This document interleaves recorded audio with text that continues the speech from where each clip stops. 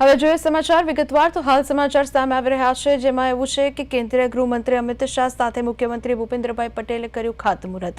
રાજ્ય સરકારના માર્ગ અને મકાન વિભાગના કરોડોના કામનું ખાતમુહૂર્ત કરવામાં આવ્યું। શાંતિપુરા ખોરજ જીઆઈડીસી રોડના 6 લેન રોડનું ખાતમુહૂર્ત કરવામાં આવ્યું।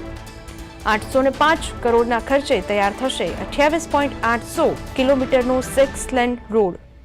તો રોડની બંને બાજુ સર્વિસ રોડ પણ થશે તૈયાર। તો મહત્વના સમાચાર સામે આવી રહ્યા છે। માર્ગ અને મકાન વિભાગના કરોડોના કામનું ખાતમુહૂર્ત કરવામાં આવ્યું છે। તો રસ્તામાં આવનાર 13 નાના પુલોને પહોળા કરવામાં આવશે। સામાન્ય નાગરિકોને પણ ટ્રાફિકની સમસ્યાઓથી મળશે મુક્તિ તેવા હાલ સમાચાર સામે આવી રહ્યા છે।